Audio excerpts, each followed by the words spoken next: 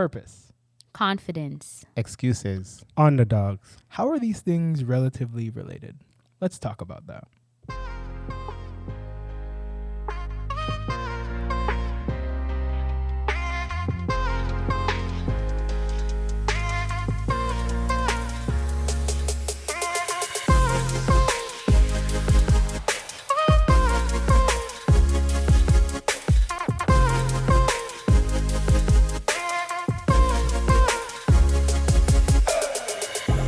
Welcome to the first episode, season 1 of Relatively Related. We are your hosts. I am Troy Penny. I'm Trudy Penny. I'm Tarrie Phillip. And I'm Tarrie Phillip. And this month, we're going to be talking about getting started.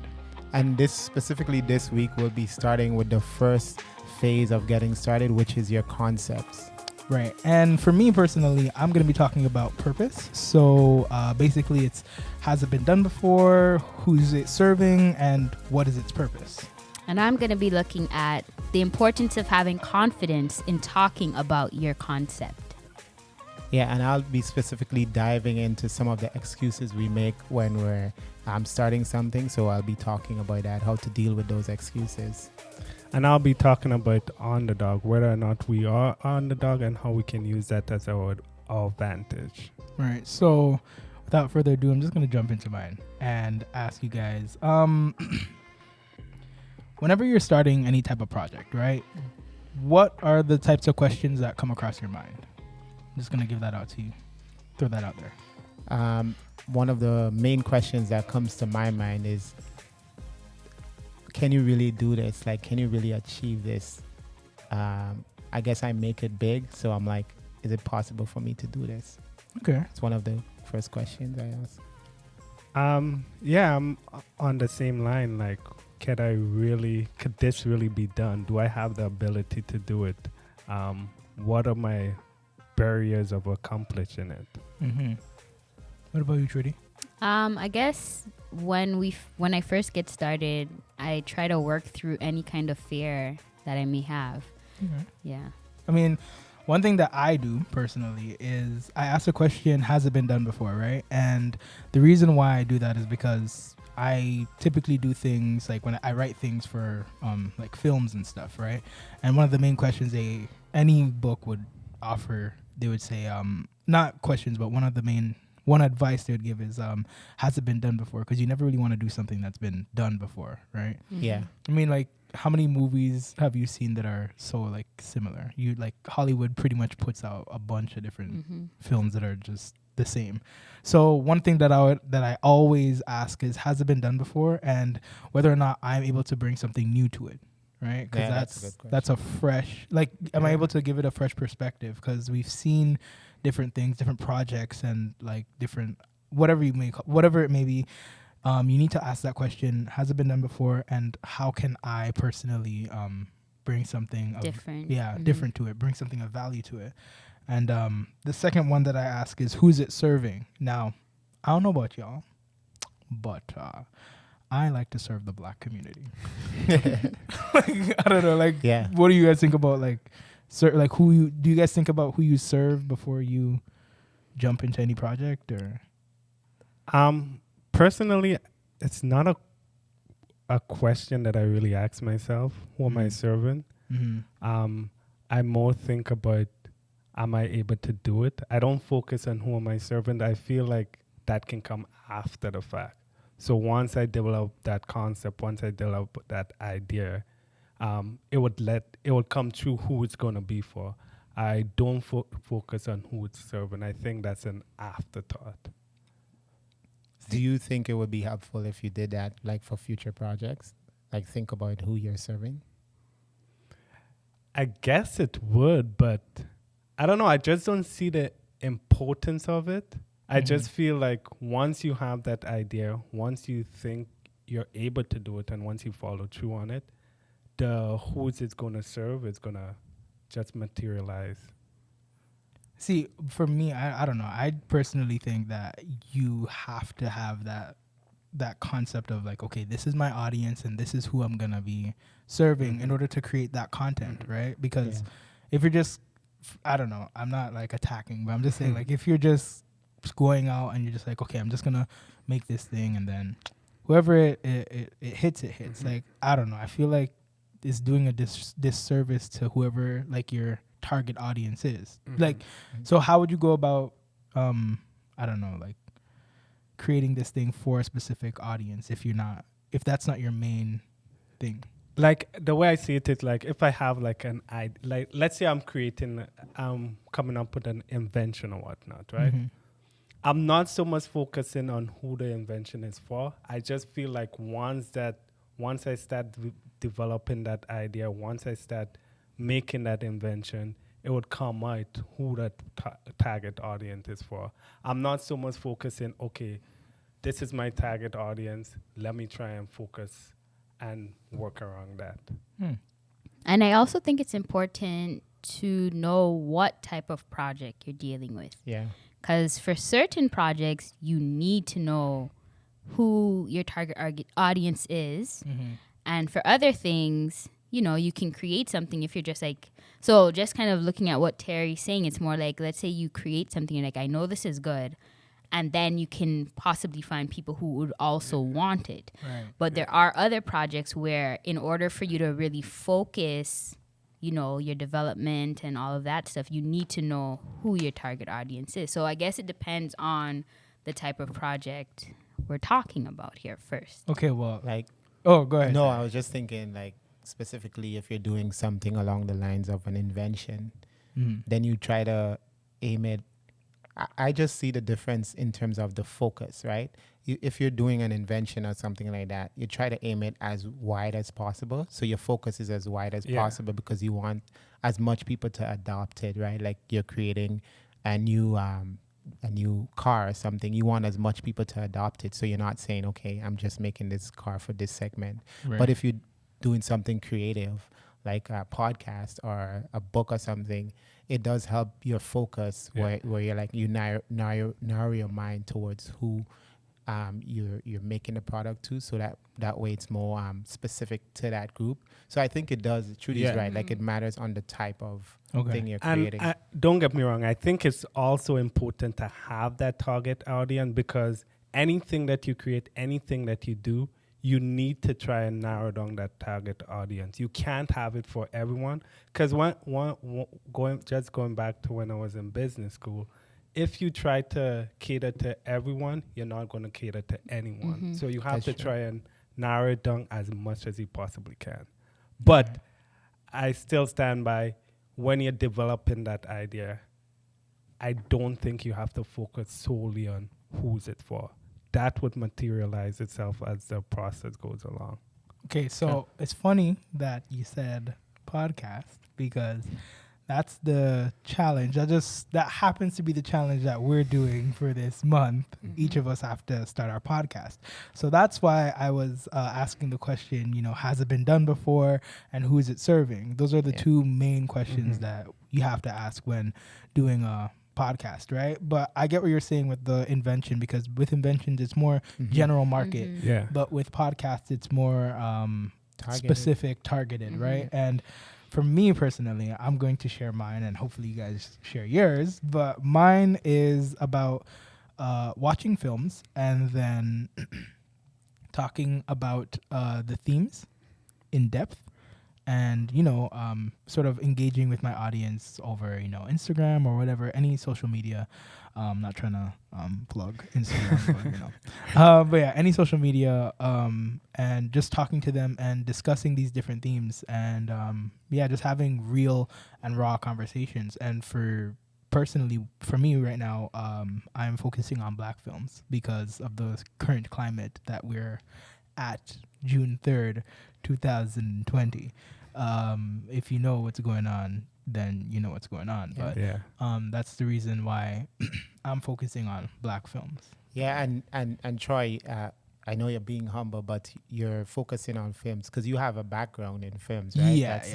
That's what you majored in, and that's what you're working on. So I think you're a good person to do something like that. Thank you, Tarrie. For us, we're doing Trudy and myself. We're doing a joint podcast together because we are married, and we're doing it's called ABC, a basic conversation. So we'll just be talking about different aspects of like life coaching and along those lines, because we have been working with young people for at least 10 to 15 years now. We've been kind of leading them along the way. So just different aspects of your life, like such as like looking for someone, marriage, finances, confidence, like all different areas where we have talked about before. Is there anything you wanted to add to that? Sorry, Trudy? hold on. I'm so sorry. So with looking for someone, what episode will that be? And We'll let you know, and we'll We'll have let you you know. be our thank you. special interviewee. Wait, why? No, I'm looking for someone. I'm not gonna be of help. Anything you wanted to add to that? And in addition to, the podcast, we really want, again, to gear it towards the Black community,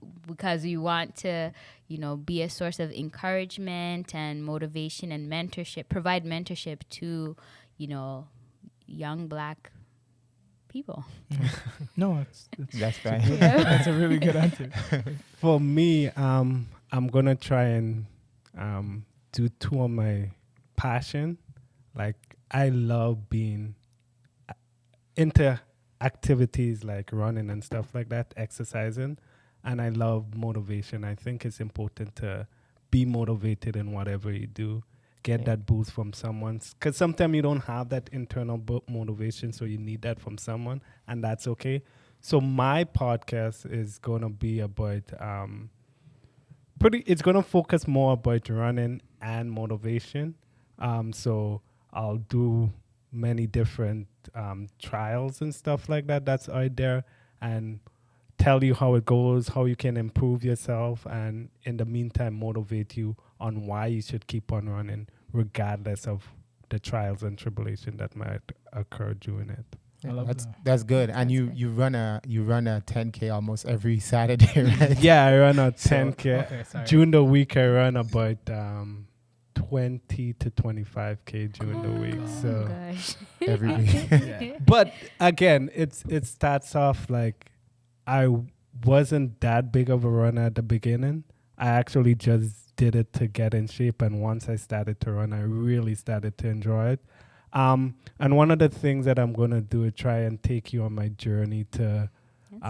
My first goal is I haven't done a half marathon as yet, so my first goal is to accomplish that. So during my podcast, I just want to take you on that journey, and eventually, if I pursue it more, I'll do a full marathon. But let's start with the half marathon first.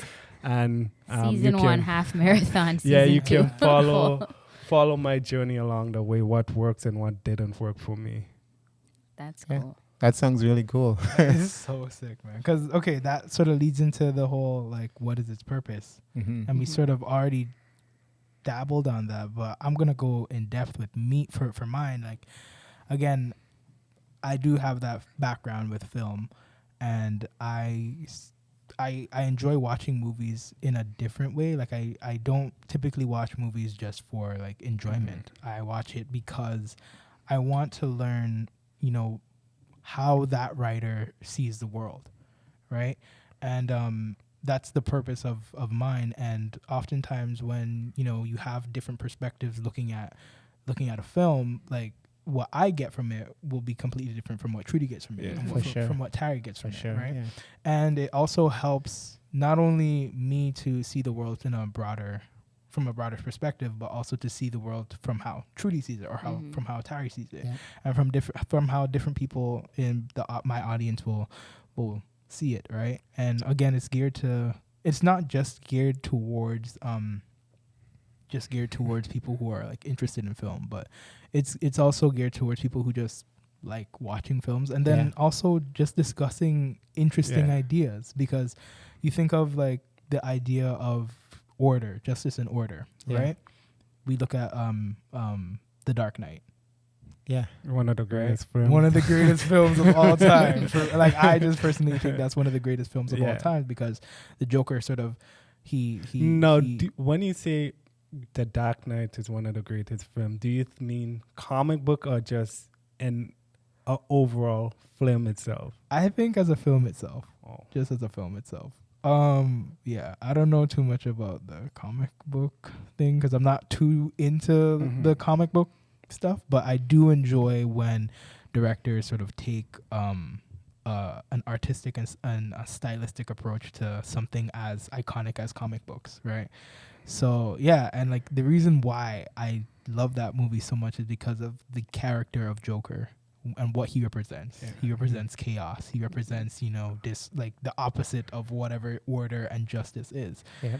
And yeah, like that's an interesting concept that I would like to dive into. And a lot of films have those types of either characters or themes or ideas. And again, I feel like if people were to just sit down and look at a movie, not just for, you know, enjoyment, but actually sit down and break it down, Analyze. I feel like Yeah. that'll be a lot of fun. you Yeah. know? Yeah. Oh yeah. Yeah. Yeah. For sure. And you get more out of the film, right? Yeah.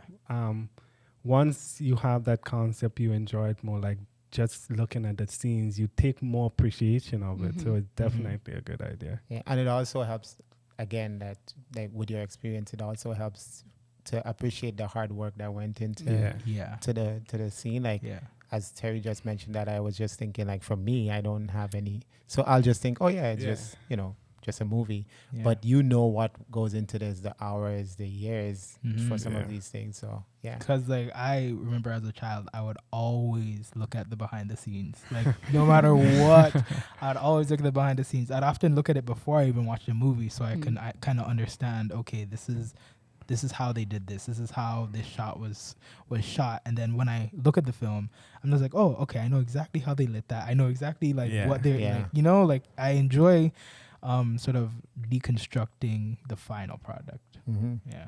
It's good stuff. Yeah. That's good. And so the fact that, you know, all four of us have these podcasts that, you know, we're working on, in terms of the concept, how has it been for you in terms of sharing that concept with others?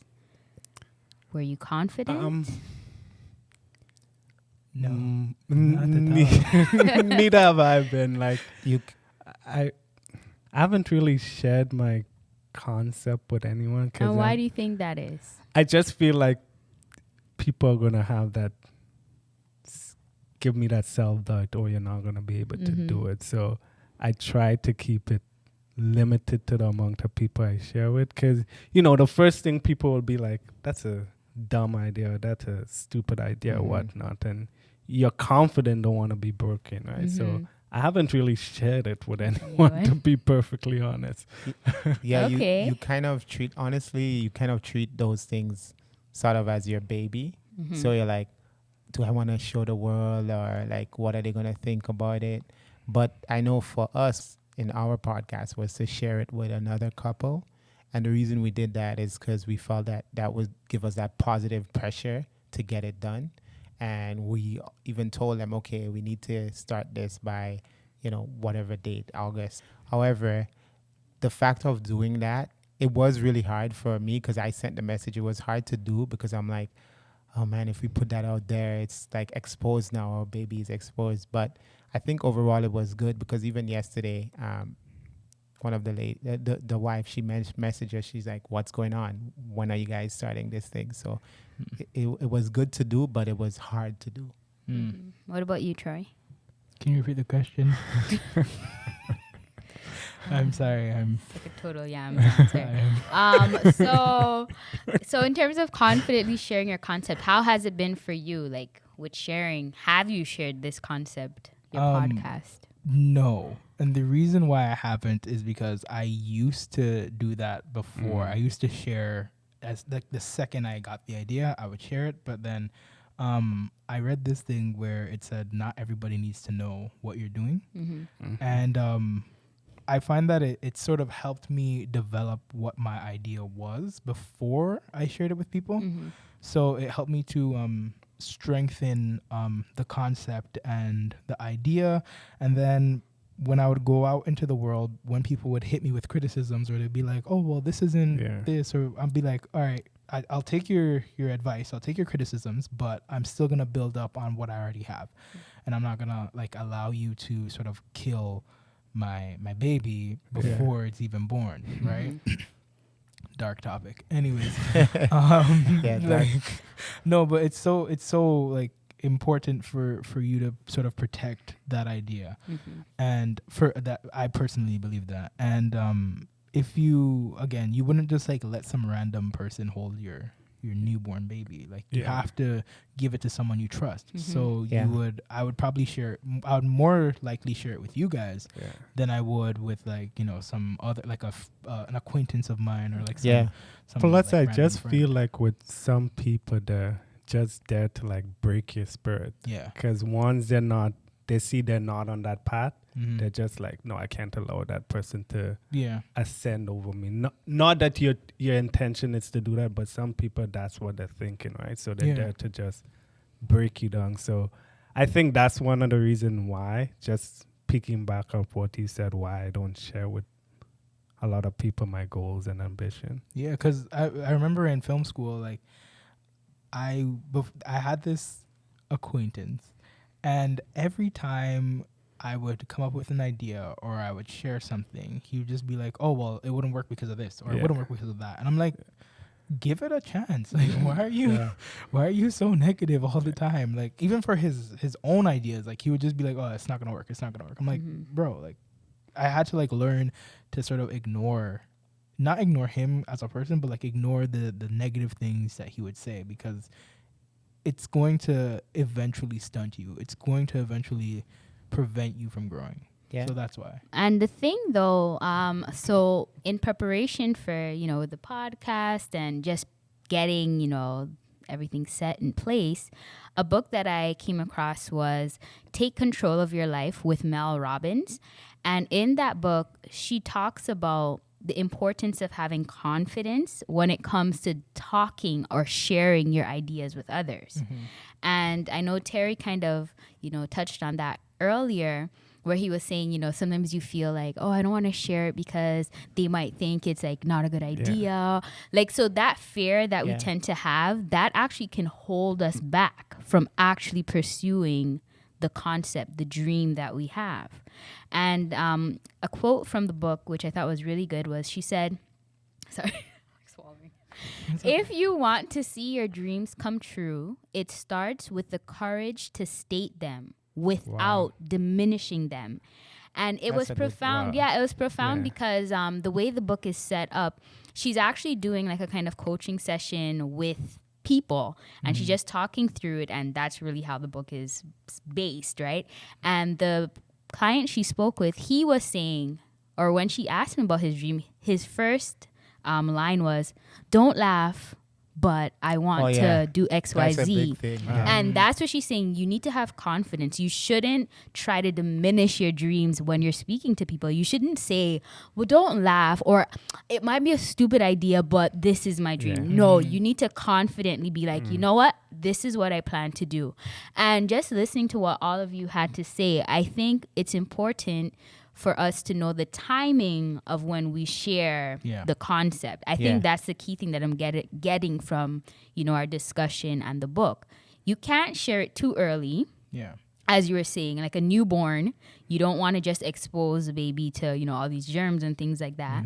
But at the same time, you don't want to hold it back to the point where your newborn is now like ready to go to grade 5 and you're just like, oh, hey guys, I have a kid. Like, no, it should be that you're confident in sharing that concept with people once you feel that, you know, you're ready and But as I'm saying the ready part, we got to be very careful too, because when we think I'm only going to do it when I'm ready, ready may never come. Right? Yeah. And like, that reminds me of like, one time we were in Costco shortly after we had our son, and he was about 7 or 8 days old at that time. And we saw this lady and we were walking through the aisles and stuff, and she came up to us like, you guys have your baby outside so soon. Like, it's too early to have the baby outside. She was like, oh my gosh, I can't believe this baby's outside so early. But it kind of goes along with what you're saying, just exposing that thing, like right before it's even a concept, before it's even anything, exposing it. But I think what you're talking about, being confident in sharing your ideas, it lines up with what Troy is saying too.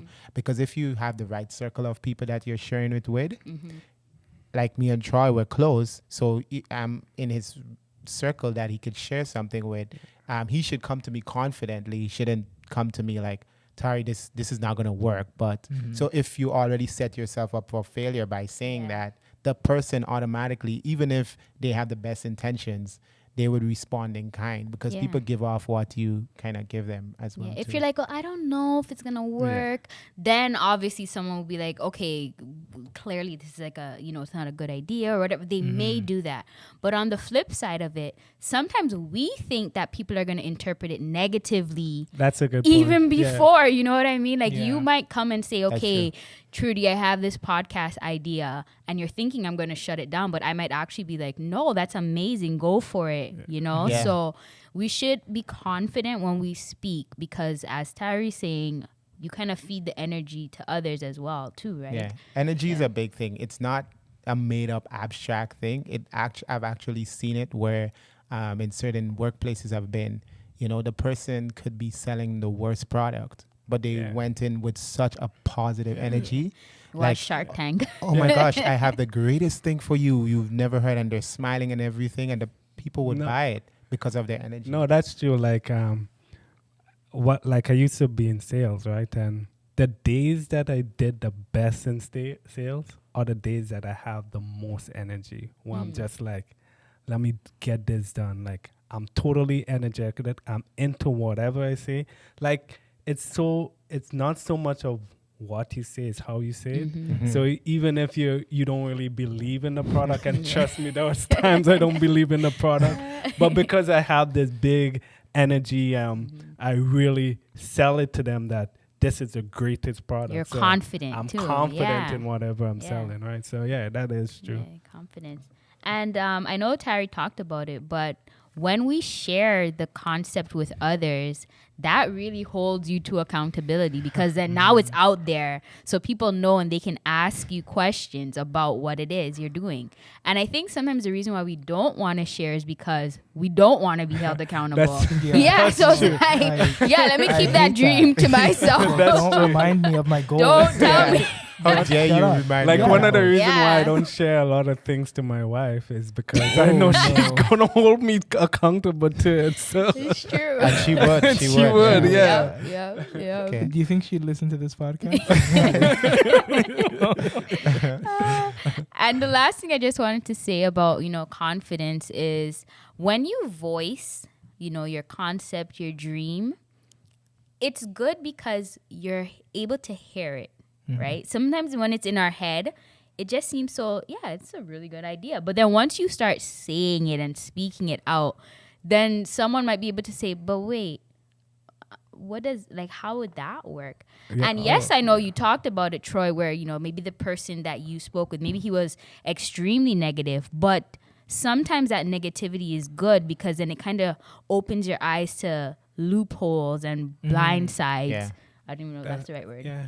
That you may have. Blind sides to your dream or your concept, because you just see it in this like perfect rose-colored lens. True. Whereas someone can say, I don't know, would this really work, Yeah. And it shouldn't be a case where that should deter you. You should just take what they say and actually apply it and think, okay, maybe I didn't think about this, and how can I change my concept or modify my concept so that it's better? So, Yeah. So confidence is really important. For me, the main aspect I wanted to talk about was excuses. So my question for you guys is, what are some of the excuses you have made in the past when it comes to starting projects, starting something new? It doesn't just have to be for this podcast, but just in general, anything you had to do and you started off with excuses. I can't do this. Many people have done it, tried it, and failed. Mm-hmm. That's a big one. I think my biggest excuse would be like I'm putting all this work into it, and then it's just gonna not turn out to be what I envisioned it to be. Wow. So that's just kind of like, that's my excuse to sort of not do certain things. If That's it's a not gonna be powerful done one. the right way, then I'm just not gonna do it. And I guess for me, sometimes it's like overthinking, where like you're just like thinking about it. Okay, well, how do I do this and how would I do that? Let me research. Let me make sure I know everything before I try. And yeah, that really is an excuse. Like Yeah. overthinking sometimes can be an excuse. Yeah, Mhm. and it kind of goes towards perfectionism. What both of you guys said, Mhm. like trying to make sure that everything is, every T is crossed, every I is dotted, everything is in its place perfectly before starting. That can actually be a problem. That's one of the excuses that people often make before getting started. But as Trudy mentioned, she read the book by Mel Robbins. I actually, for this, I read Everything is Figure Outable by Mary Forleo.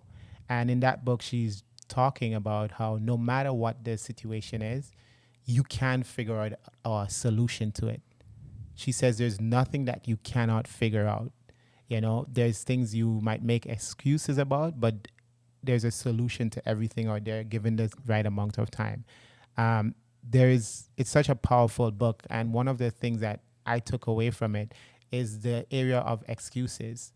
And when we're forming that concept, the excuses come running at us. They come jumping at us. She talked about a couple of the major excuses, and I just want to hear your thoughts on them. The first one is, I don't have the time to do this. It's going to That's be Yeah. time consuming. Mm-hmm. That when you mentioned that, that's one of the first thing that came to mind. Actually, is that, this is gonna take too much time. Like I don't have the time for it. Yeah. Mm-hmm. So that's Yeah. definitely a big excuse. But like an idea that I can't remember what book it was that I read, but they were saying, okay, let's say you're 21 now, Mhm. right? And you want to do 21, he right? looks a lot older. I mean, black don't crack. Man. But let's say that you're 21 and you wanna, I don't know, go to school for business, right? School takes about 4 years. If you're saying, man, it's gonna take too long, 4 years from now, Mm-hmm. you're going to be 25, right? I hope I'm doing the math. Yeah, right. you got it. And you're gonna be 25, and you're not going to have that diploma or whatever it is, right? You're not gonna have that accomplishment under your belt.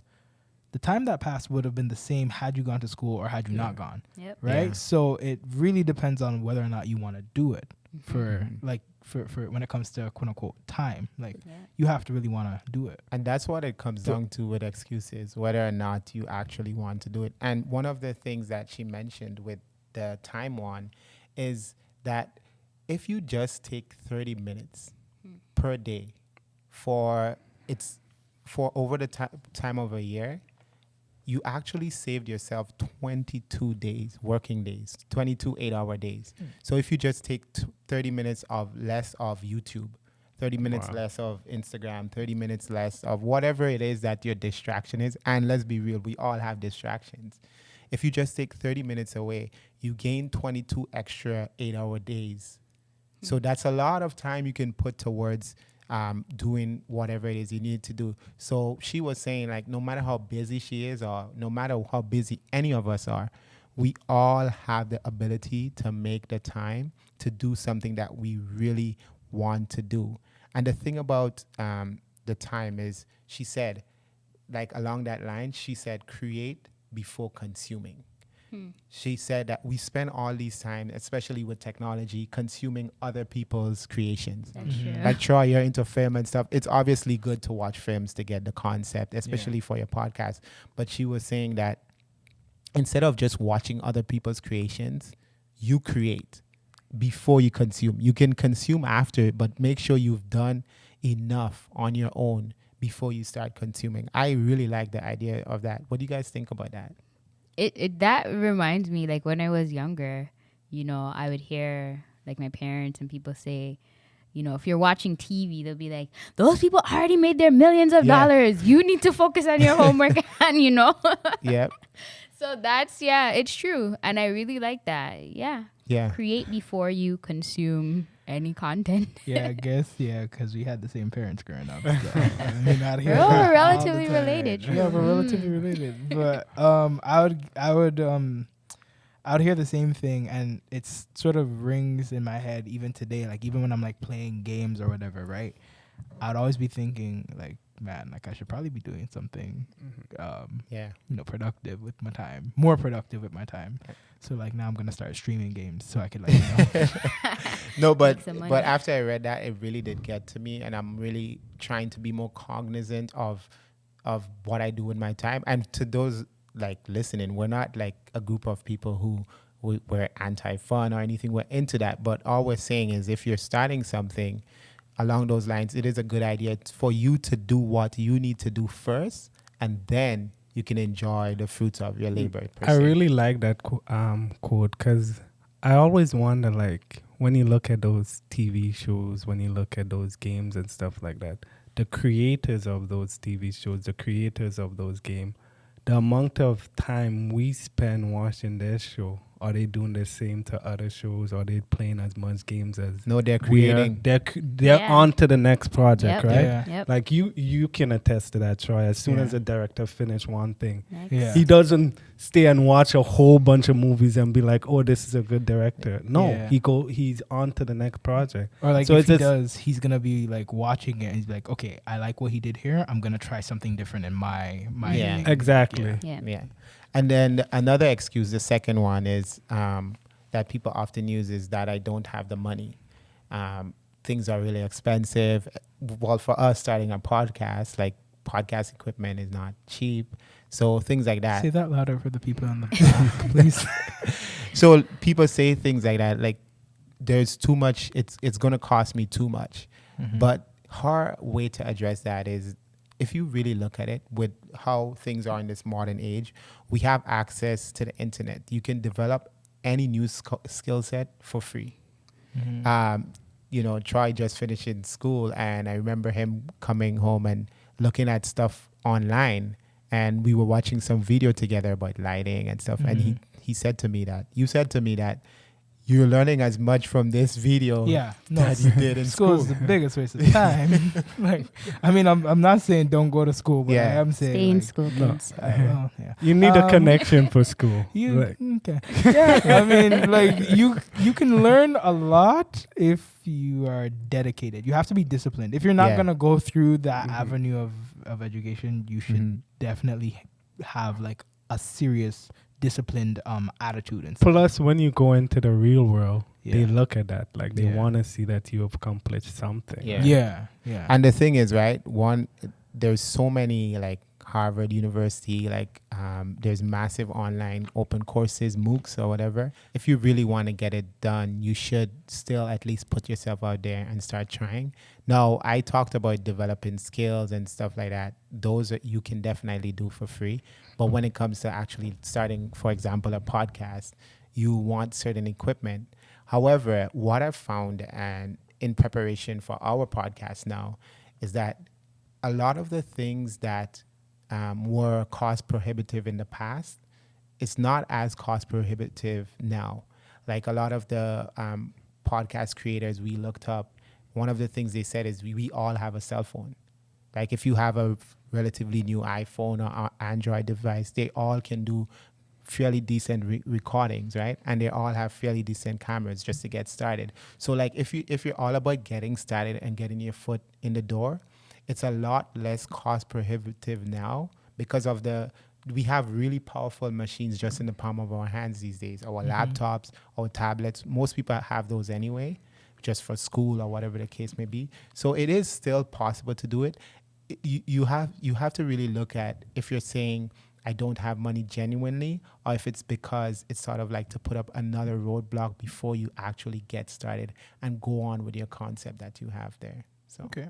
that's what it is. And just being creative, I think, really helps. Because, for instance, with us creating this podcast, if we were to, let's say, do it on our own. So let's say Tarrie's like, I just want to create a podcast on my own. The cost would be so much greater than compared to, like, in this case, we came together, we're working together, and we're each going to create a different podcast using the exact same, equipment. So you kind of cut down on cost. So that's just for this example of a podcast. But with anything, you just have to be creative in finding a way to do whatever it is you want to do. And I think if you truly, truly, truly want to do this project, you can find a way to do it. Yeah. I don't want to belabor the point, but you remember that same video you showed me with the lighting. The whole point of that video was that the guy was using a camera that was relatively cheap compared to the high-end red cameras and all the fancy stuff to achieve really good lighting for YouTube videos. He was just being really creative with what he had. It was a lot cheaper, but he was still, the end product was still really good for lighting purposes, you know. So like right now we are using a Nikon D5600 for anyone who's interested, but the lighting setup is, oh my god, so good. good job, Troy. Good job on the setup. And so I think that kind of talks about money. Obviously, some people would have more hurdles than others, depending on the area you're going into. Anything just general education, you can get it done. And I also think with the money aspect, if you really want it to be done, you'll find a way, regardless. Like if you really want something, even if the money is an issue, you'll find a way. Yeah. Like you'll ask friends. And if you really believe in your product, if you really believe in what you're gonna do, there'll be those that would open up for you. It's just a matter of how bad do you want it. Yeah. And being persistent, asking people, working an extra job, doing what you need to do, right? Grind, man. Yeah. The last major excuse that she talked about was, often we say, I don't know how. Like, I don't know where to start. I don't know how to do this. I don't know. It's like a roadblock we build up. We put this in front of us, like, I really don't know how to do this. I don't know where I'm going to start. And it goes back to the modern age we live in. You can learn the fundamentals of anything. YouTube. Yeah. You learn to cut hair on YouTube. Yeah. Okay, hold on. Let's just talk about that for a second. What is going on with this whole cutting hair thing, Trudy? So this being June 13th, we are coming out of quarantine, and quarantine causes people to, Looks desperate scruffy, times, desperate measures. So I got to cut Tarrie's hair, Like, saved him some money. Tarrie's cut right now Yeah, is she cut straight my up hair. Trudy. Like that's And all Trudy. She learned it through YouTube. right? YouTube, So, yeah. Like, And she passed that on to my wife. Oh yeah. Wait, what? Jasmine did And Tarrie's hair Jasmine too. cut my She cut your See, And remember- mind you guys know how much I love my lineup and everything. So Yeah. this was really hard for me. Extremely hard. Oh god. Like once this quarantine is over, I'm not gonna go back to her. Yeah, But yeah. for this 1 or 2 times, it wasn't bad. Like you can learn anything from YouTube, anything right? on YouTube. yeah. So Anything. Right now, I'm very happy I don't have a wife. So the point is, the excuse that I don't know how to, it's just an excuse. Yeah. Right? When I was younger, one of this guy I knew that I looked up to, a mentor, he often said, an excuse is a reason stuffed with a lie. Yeah. So that was his main thing. Say that again. It's a- Say that again. Okay, the people are way in the back, Tarrie. You gotta say that again. Loud. An excuse is a reason stuffed with a lie. So it's like, we just come up with we just have this reason, but it's really a lie. The fact is you just don't want to do it. Yeah. Or you just don't believe in yourself. But you got to push those excuses aside and get out there and do what you need to do. And even if you're trying your best and you're not sure, one of the things that was really powerful from Everything is Figure Outable is that she said, your answer likely already exists or have been done better. There's very few completely new inventions these days. Everything is an innovation, basically. Even in the movie field, like there's very few completely, like this has absolutely never been conceived of. It's like it's innovations on the great ideas. Yeah. People are coming up with new twists of telling the stories, but the whole concept of the story arc, it's always there, They right? say there's about like 7 stories to ever be told, and it's like man versus nature, man versus man, like a bunch of different ones, but it's like there are only 7. The same 7, Yeah. yeah. So that's the thing. It's likely been already done before. So just go out there, look, find the right people, and stop using that excuse that like I don't know how to do it, because you do. Yes. It reminds me of in my high school, one of my science teachers. He was one of the toughest teacher I've ever met. On around the room, there was a big sign around the room. no excuses. So if you don't have your homework done and you go in and talk to him, he'll just look up to the sign and point at it. No excuses. It doesn't matter what. There's no excuses. I wouldn't go to class. But my dog died. No excuses. Yeah, and just to leave you guys with this point on excuses, you want to ask yourself this question when you're starting your project. What are the top 3 excuses that I currently have? And what are the top 3 I've used before? And finally, what are you willing to do to eliminate that excuse? And why is that excuse a lie? Just to leave that with you. If you're thinking of starting something, that's deep. How far would you go to start that, to eliminate that excuse? So that's what I kind of have when it comes to the conceptualization area, and specifically as it tackles the issue of excuses we use in forming our concepts. For me, one of the book that I read, and I think everyone should read it, is Malcolm Gladwell, David and Goliath, and it's subtitled Underdog, Misfit, and the Art of Battling Giants. So I guess my question for you guys, when you hear the word underdog, what do you think? I think of Rocky. I don't know why, but I just think of Rocky, man. I think of a very small dog. No, I think of significant odds. That's what I think of when I think of underdog. Yeah, like someone having some sort of resilience, you know, you get knocked down, come back up, get knocked down, come back up, get knocked down. And, you know, eventually you do get that win. Yeah. Okay. And well, in it, though, he tackles one of the biggest underdog. We all know that story. Well, I hope we do. David and Goliath.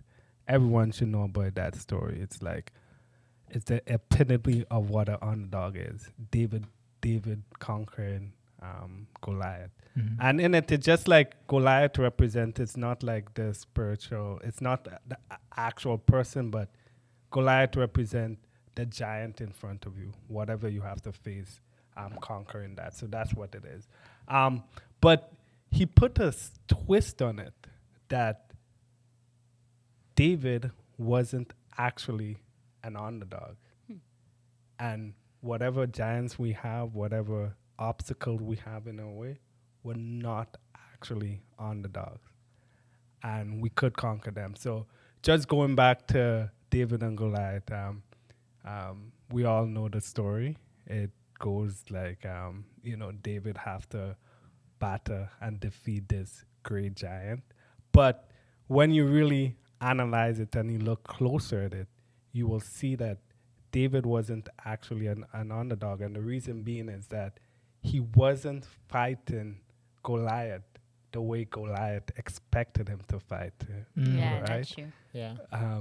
Goliath expected him to come to him with like this big army. Like if he was fighting Goliath in his terms, he would not have won. Mm-hmm. If he was having a arm-to-arm battle with Goliath, there was no way he was going to win. Yeah, I know. So before I continue, what do you guys think about that? No, it makes me, I don't know where you're going with this. I vaguely remember I read the book a long time ago, so I don't remember all the details, but it just makes me think that maybe I shouldn't I should be careful how I approach my projects or things that are before me. Maybe don't approach it from a way that would set me up for failure, for Goliath to defeat David. Instead, I should try to set up and go towards my project in a way that could be to my advantage, because David took it on his terms, basically, right? So it's kind of like giving yourself home court in basketball or in any sport. If you have that home court, you kind of start off with an advantage. That's what I'm thinking based on what you've just said. So I don't know. Yeah, that's kind of what I'm getting as I'm listening to you, because it's true. We have to realize that, okay, you don't fully have to be an underdog by definition, but you have to look at what strengths do you have, what is it that makes you, great, and use that to your advantage, right? So David in the story, he knew he was good with a stone and a sling. Yeah. So he used that, right? So yeah, it's true. We have to use what we have to our advantage. I like that. And even if it's like something that's not really seen as like a benefit for in most situations, Yeah. It's like not conventional. if it's not conventional, like Yeah. conventional, like he's fighting southpaw. Like you're just Yeah. like, okay, Yeah. like this is weird. Like your opponent's gonna be like, okay, this is very different. You're different. Like I don't understand how to fight Yes. you, right? And it that sort of harkens back to the first thing, which is like, has it been done before? And if it has, how are you gonna do it in Yeah. your way, Yeah. right? So like you have to again like play the game, but make up your own rules. Yeah, and that's exactly the main point that I got from it, right? It's like, firstly, the reason why David wasn't an underdog is that he had all the necessary tools to defeat Goliath. Even down to the rocks that he picked. The reason why he picked those rocks is that he knew that area. He knew how to use his slingshot. He was prepared beforehand because he had to defeat, the lion, the bear beforehand with his slingshot. So he had all the necessary tools. And even when Saul told him to use the armor, he's like, no, I've not used an armor before. Why would I use it now? Yeah. But their thinking was that he's going to fight him in the traditional way. But no, he knew that he had that slingshot. He knew how he was skilled with the slingshot because he killed the animal beforehand. So that gave him an advantage knowing that area, he knew the rocks that he can pick up. He was skilled with it. So he was actually not an underdog going into it because he had all the necessary tools to defeat Goliath. And then the same concept is like, whenever we're faced with whatever challenge we have before us, we cannot just look at it like, oh, let me tackle it the way everyone is tackling it. No, we have to think differently. We have to know that within ourselves, we have all the necessary tools to take down whatever giants, whatever obstacles is in our way. Wow, Yeah. that was a really that's a- beautiful point because a lot of times the reason why we're not, starting or getting started is because we're trying so hard to be like everyone else. Like, Yeah. well, this is how this person did it, so I need to do it like that. No. Use what you have uniquely, the gifts, the tools, the talents, the abilities, and do it your own way. And that's what makes you stand out. And sorry, turning it back to Troy's point earlier, has it been done before? Maybe it's been done before, but now when you do it using your style and your skills, it's something new, right? It's going to be So, uniquely yeah. Troy. And it even connects back to what we said previously about getting stuff started. When you questioned me, pushed back about the money issue, right? Like you may not have the Canon highest end camera, but you have your cell phone or you have something. Do it your way. Be creative. Make it look good. Make sure you make it look good. We're all about that. Make sure it looks professional because everything you put forward is representing your brand, basically. So make sure it looks good. But don't ever for a moment think you have to fight the same way that others have fought. Because if he put on that the armor, it would have slowed him down. Yeah. And that's one of the reasons why he didn't put it on. He's just like, no, I'm not used to that. Why would I fight? Slow me down. The way everyone is fighting. No, I'm not used to having armor on it, so let me just go the way I am. And that too, just Goliath wanted him to fight in his term. But David was not thinking about that. Another practical example he used was the Redwood City basketball team. And it was these young girls, like, Never heard of them, by the way. No. It's just a small inner city team for like 11, 12-year-old young girls. And there were only really 2 good basketball player on that team, right? And the dad, I don't want to mispronounce his name, so I'm not going to attempt it. But ironically, the dad that coached that team is now one of the major owner of the Sacramento Kings. But what he did was that he grew up in India, and he's used to watching cricket and soccer. because that's the two big sports there, right? And when he was coaching his basketball team, he saw that why are they coaching like that? Why are they letting the team advance the ball past the half court?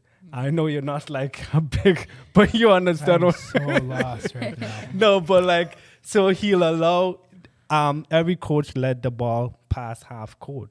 But he's like, why are they doing that? Why don't we just play a full court defense all the way through? But no one ever done that. So what he did was that he knew that his team wasn't the best skilled team. So he worked them out to be like to have extreme amounts of stamina and everything like that. So what they'll do is that they'll play a full court defense press throughout the entire game. Then other team they're so not used to that they'll have a lot of turnovers at the beginning so that the team will get a big advancement in the lead. Like they'll lead like 12-0, 14-0, and it's hard to catch up once they have that lead. But the press will last the entire game. And what that lead was that the team that no one expected to won the city championship because he didn't attack it the way everyone else did. Now, it caused a lot of people to get angry at him because it's just like, it's unfair for him to do that. But he saw an opportunity like, no, my team is different. I'm not going to play the game the way everyone else does it. Yeah, that's good. Just being unconventional in your approach. So that's something that we can all, even the listeners, you can all take into whatever you're trying to do. Don't try to do the traditional. Sometimes the traditional might work, but there may be times where you need to resort to the unconventional, and that can actually be in your advantage. And that was a powerful point. And just to conclude everything, I just want to thank the audience for listening to the very first episode of Relatively Related. Did it? Number Yeah. one. Thank you, guys. Number Thanks. one podcast on iTunes. It's pretty much it. Absolutely. Like, how do you guys feel?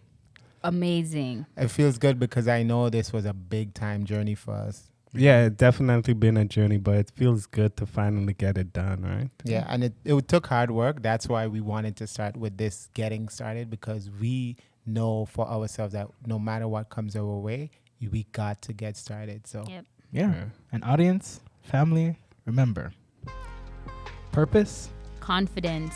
excuses. Underdogs. Once you have your purpose, it gives you the confidence to completely disregard any excuse you may have, even though you feel like an underdog. And join us next week as we discuss the preparation stage in our Getting Started series. And remember, those 4 things are relatively related, just like we all are.